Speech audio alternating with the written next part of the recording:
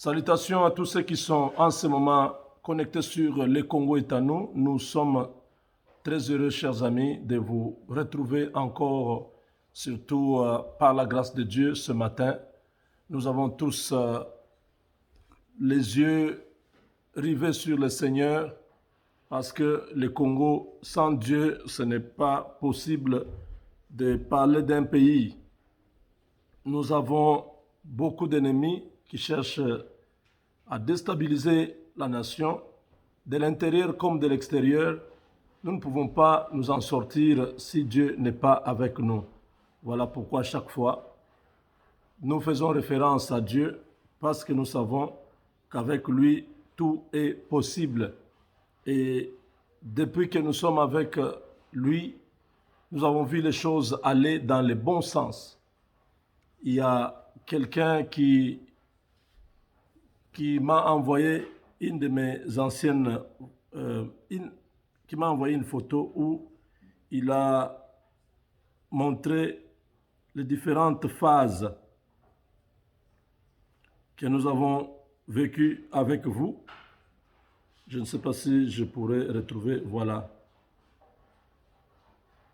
Dans cette lutte, regardez comment j'ai été à un moment donné, vous voyez, n'est-ce pas? Là, nous étions en pleine concentration, nous étions en jeûne et prière, nous étions en train de chercher la face de Dieu pour le Congo. Vous voyez, pendant plus de 4 ans, ça a été très dur, très difficile. Beaucoup ne comprenaient pas ce qui s'est passé, mais certains étaient au courant. Voilà, vous voyez, n'est-ce pas? Et quand Dieu a exaucé nos prières, nous avons passé au stade suivant, donc celui de prendre le pouvoir. Et vous voyez la photo qui est au milieu. Et aujourd'hui, Dieu est en train de continuer à nous visiter. C'est l'état même de la RDC. Nous sommes partis d'une souffrance, d'un moment de privation, un moment difficile. Un moment difficile. Aujourd'hui, nous sommes là où nous sommes. Félix Tshisekedi a gardé le cap. Avec Dieu, les choses évoluent très bien et il ne pourra pas abandonner le Seigneur. Je le dis, je le répète, si Félix Tshisekedi abandonne Dieu, Dieu va l'abandonner. Et c'est comme ça. S'il quitte la présence de Dieu, Dieu le quittera. Ça s'est fait comme ça, ce n'est pas négociable. Parce qu'il est là, il sait comment il est arrivé là. C'est par la faveur et la grâce de Dieu. Kabila était dans une position telle qu'il ne pouvait pas laisser son pouvoir à quelqu'un. J'ai suivi ça, c'est le pasteur ghanéen ici qui est en train d'en parler. Je pense qu'il a raison. Il a très bien expliqué. Vous pouvez entendre ça en anglais. L'année passée, en octobre, le président de la RDC, le nouveau président du Congo, était venu me voir au Ghana pour la prière. Il était dans l'opposition. Et Dieu m'a dit, lève ton épée parce qu'il va en guerre.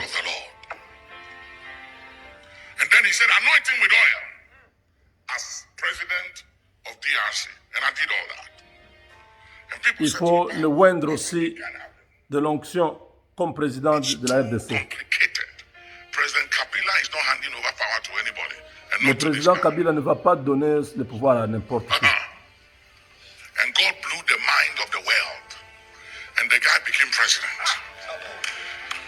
Et Dieu avait confondu la connaissance ou l'intelligence des hommes. Et le président Tshisekedi est devenu président. Je voulais partir au Congo, mais c'est très compliqué. J'ai demandé un jet à un ami. Si je pars avec l'avion normal, c'est 8 heures. Avec un jet, c'est 2 heures quelques. Avant la prestation de serment. J'avais des problèmes, mais le jour de l'inauguration et de la prestation de serment, j'étais assis à la première, au premier rangée avec ma femme. Et quelqu'un du protocole est venu me dire, tu ne peux pas t'asseoir ici, ça c'est pour le président des nations. Et j'ai dit à cet homme, le nouveau président a dit que je puisse m'asseoir devant. Va lui dire, va lui demander. Et s'il y a un autre président qui vient, qu'il cherche une autre place pour s'asseoir. Il est venu pour la 2e fois. Je lui ai dit, ne viens pas pour la 3e fois. J'ai dit à ma femme, s'il vient encore pour la 3e fois, nous allons seulement aller à l'hôtel, prendre nos bagages et rentrer. Nous avons déjà prié depuis hier soir et ça va. Ma femme m'a dit, non, tu dois être là. Non, n'accepte pas la provocation. Le diable ne veut pas que tu sois ici. Et le président est venu et il a commencé à faire son discours. Et toutes les caméras étaient sur lui. Soudainement, il s'est arrêté. Il était en train de trembler, il était en train de descendre. Il était en train de s'effondrer. Et il s'est effondré, on lui a donné une chaise. Toutes les caméras étaient sur lui. Et on appelait déjà l'ambulance. Les gens pleuraient. Et j'ai entendu quelqu'un derrière moi. Il dit, papa, fais quelque chose. Fais quelque chose.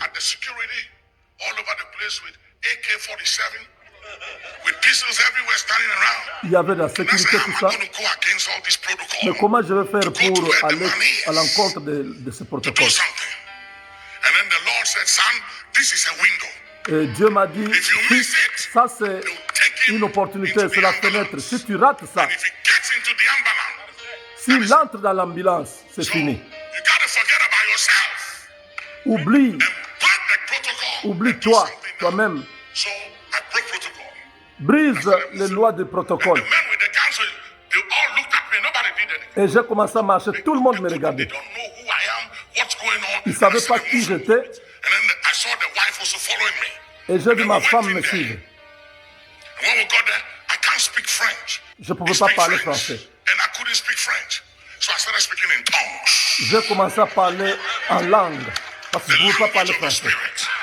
J'ai commencé à parler dans la langue de l'esprit. J'ai commandé l'ennemi. Je dis, quel que soit l'agenda que le diable a, cela ne pousse pas à arriver. On a enlevé la veste qu'il avait et nous avons prié et il est revenu. On a fini. Il a terminé son discours. Quand je suis allé à l'hôtel, avant que je ne parte, j'ai prié pour lui. Dieu m'a dit, c'est l'opportunité que le diable voulait que tu rates.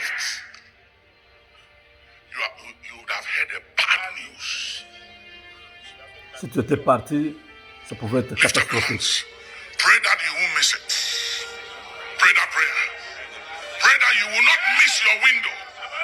Bon, là, il dit à tout le monde, priez, tu ne vas pas rater ton opportunité. Donc, là, c'est une opportunité que j'ai donnée à tout le monde de suivre cet homme pour dire que notre président est président de la République par la volonté de Dieu, pas par la volonté des hommes.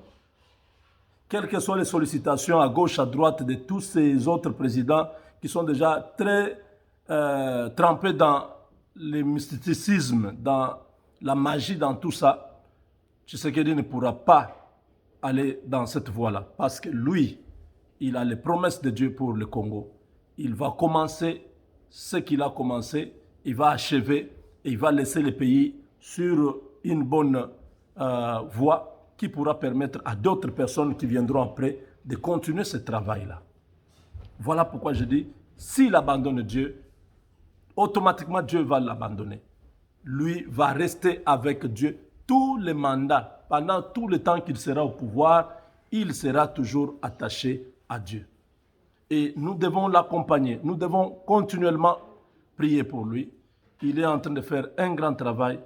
Là où il est, chers compatriotes, c'est un lieu où il y a des esprits, des forces pour occuper même les bureaux où il occupe maintenant au 19e étage du bâtiment de l'Union africaine. Tous ces endroits-là, ce sont des incantations, ce sont des esprits qui ont été invoqués là-bas. Mais lui, en ce moment, il est en train de coordonner, en train de diriger les travaux de la session ordinaire de l'Union africaine, les travaux de la 34e session ordinaire de la conférence des chefs d'État de l'Union africaine. Ça a repris aujourd'hui à 12 h, heure locale. Donc, le chef de l'État, depuis son bureau, en mode virtuel, est avec tous les autres présidents africains. Ils sont en train de débattre sur tous les dossiers qui concernent le continent africain. Le calendrier de ces derniers jours prévoyait l'adoption des décisions prises par les chefs d'État au cours de cette session. Le président de la Commission de l'Union africaine a été réélu. Moussa Faki Mahamat et les vice-présidents ont prêté serment. Les travaux se poursuivent encore à huis clos et en attendant la cérémonie de clôture prévue en début de soirée aujourd'hui. Donc Moussa Faki a été réélu. Il sera toujours le président de la Commission de l'Union africaine. Et voilà, beaucoup de rencontres prévues encore ce soir. Les délégations étrangères séjournent à Addis Abeba pour rencontrer les nouveaux présidents de l'Union des États africains. Donc, beaucoup de projets en vue. INGA 3 sera une priorité. Plus de 15 milliards de dollars pour construire ce barrage qui est un projet intégrateur, c'est-à-dire qui va permettre à beaucoup de pays africains de bénéficier de cette énergie électrique. L'Égypte, le Nigeria, l'Afrique du Sud, les grands clients potentiels de ces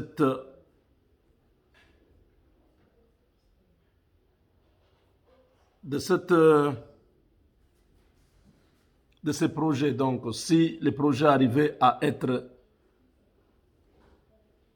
concrétisés, déjà 3 grands pays, 3 grandes nations sont déjà disponibles pour consommer notre courant. Donc c'est vraiment une très grande nouvelle pour nous de savoir que les bailleurs de fonds sont déjà nombreux, mais nous voulons celui qui sera trop concret parce que beaucoup trouvent toujours des raisons. Ils viennent, ils parlent, ils partent, ils ne concrétisent pas. Mais cette fois-ci, le chef de l'État en qualité de président en exercice de l'Union africaine, Félix Tshisekedi va engager le continent pendant une année sur plusieurs dossiers. Vous savez, il y a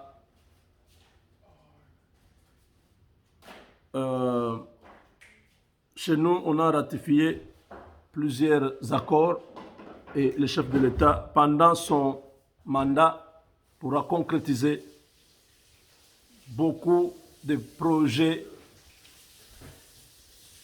qui pourra avoir un impact direct sur le continent. Donc voilà, nous attendons beaucoup de cette présidence. Il va réaliser 3 grands dossiers: la gestion de la pandémie sur le continent, l'opérationnalisation de la zone de libre-échange continentale africain et l'initiation des réformes institutionnelles. Donc ces 3 grands dossiers seront réalisés pendant son mandat. Voilà. On nous signale encore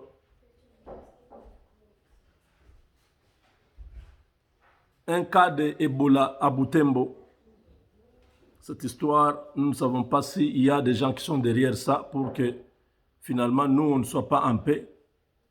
Ce côté-là, il y a déjà les islamistes qui sont en train de tuer nos compatriotes.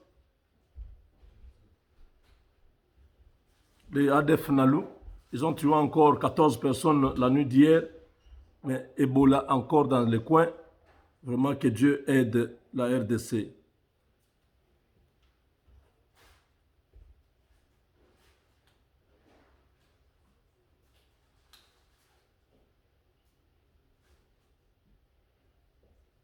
Donc, comme l'Union africaine clôture ses travaux aujourd'hui, demain, le chef de l'État regagne Kinshasa. Les manifestations qui étaient prévues ont été annulées. Le chef a dit que pour des raisons sanitaires, il ne veut pas qu'il y ait des attroupements. S'il y a beaucoup de gens qui viennent à l'aéroport, tout ça, il y a risque de contamination. Donc pour ça, il faut que le peuple puisse célébrer cette grande victoire à la maison, dans la méditation. Voilà. Nous avons notre compatriote Deborah Kayembe Bouba qui est élu depuis mercredi dernier recteur de l'université d'Édimbourg en Écosse. Il s'agit de l'une des 20 meilleures universités au monde. Et Deborah est la première femme noire à occuper ce poste depuis sa création il y a 436 ans. Donc, félicitations à notre sœur, notre compatriote. C'est vraiment une très bonne nouvelle. Il ne faut pas toujours qu'on vous dise des mauvaises choses. Les Kuluna ont attaqué et Kinshasa. Non, il faut aussi qu'on vous dise qu'il y a Dieu est en train d'agir pour le Congo. Deborah Kayembe est devenue recteur de cette prestigieuse université en Écosse. Ça n'arrive pas tous les jours. Voilà, chers amis, merci de nous avoir suivis. On se retrouve prochainement. Avec Dieu, nous vaincrons.